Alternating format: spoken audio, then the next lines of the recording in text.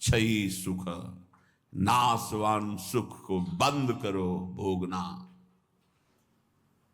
अलम विषय वार्तया नरक कोटि बीभत्सया, बंद करो ये विषय वार्ता का चिंतन कथन श्रवण, ये कोटि नरकों जैसा भय प्रदान करने वाला है। अभी तुम्हें समझ में नहीं आ रहा। ये विषय चित्र देखना, विषय चिंतन करना, विषय क्रियाएं करना बहुत करोड़ों जन्मों में किया है। थोड़ा संयम में हो जाओ।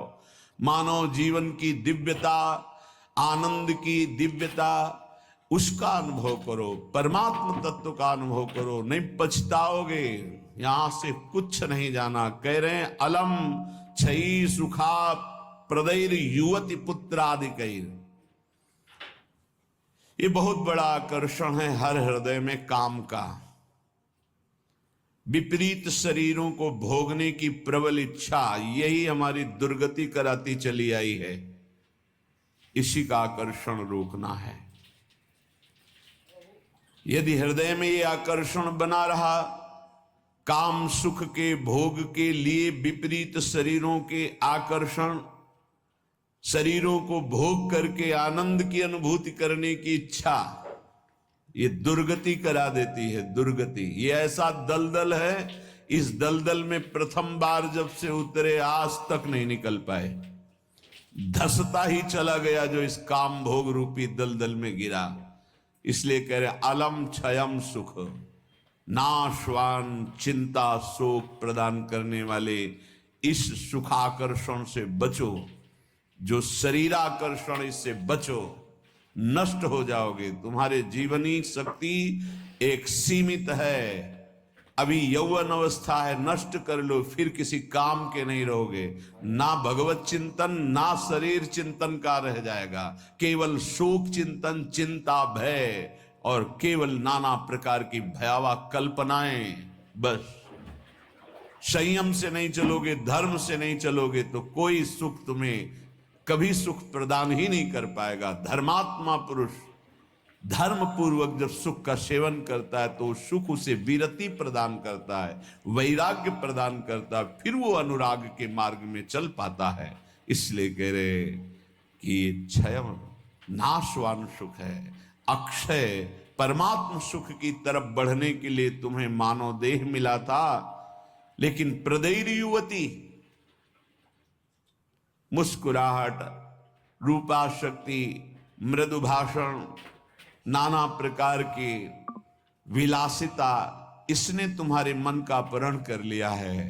बचाओ अपने मन को और मनमोहन की तरफ लगाओ, प्रभु की तरफ लगाओ। मान लो इन महापुरुषों की बात, आज तक कभी कोई तृप्त नहीं हुआ। कोई भी शरीर भोगों से अतृप्त होकर ही मरा और अगले जन्म फिर उन्हीं भोगों में लगा। बहुत सावधान। यदि बात समझ में आ जाएगी तो निहाल हो जाओगे, नहीं समझ में आएगी तो कभी पछताओगे इस बात को सोचकर। ये महापुरुषों के वचन है। धर्म पूर्वक भजन करते हुए यदि भोगों का सेवन करोगे तो वैराग्य हो जाएगा और भगवान के चरणों में अनुराग के मार्ग में चल पड़ोगे, गृहस्थ हो या विरक्त। अधर्म पूर्वक विषयों का सेवन करोगे, मलिन अंतःकरण, रागी अंतःकरण, हिंसक स्वभाव, क्रूर स्वभाव, ससुख वांछा, आसुरी स्वभाव वाला बन जाएगा, जीवन नष्ट हो जाएगा। श्रीपाद कह रहे हैं वित्तादिकैर, धन के द्वारा भोगों को संग्रह करके भोगने की इच्छा, ये महान पापाचरण कराती है। अवस्था हो गई है भोग त्याग कर भजन करने की, फिर भी रुपए के बल से भोग भोगने की प्रबल आकांक्षा, खरीद के भोगेंगे। भोग लो, पैसा है, अभी पुण्य के द्वारा, पूर्व पुण्य के द्वारा तुम्हारे पास जो श्री है, लक्ष्मी है, उसका दुरुपयोग कर लो। दुरुपयोग,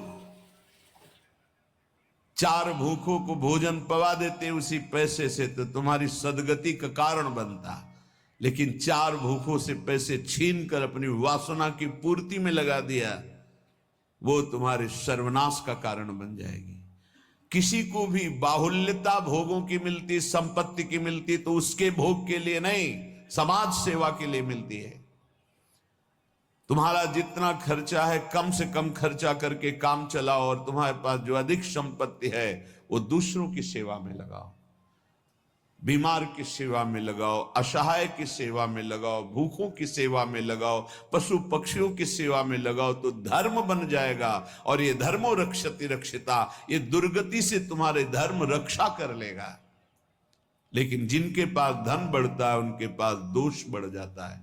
मदिरा पान करना, पैसे के बल से व्यभिचार करना, पैसे के घमंड में आकर दूसरे की जीवों की हत्या कराना, मांस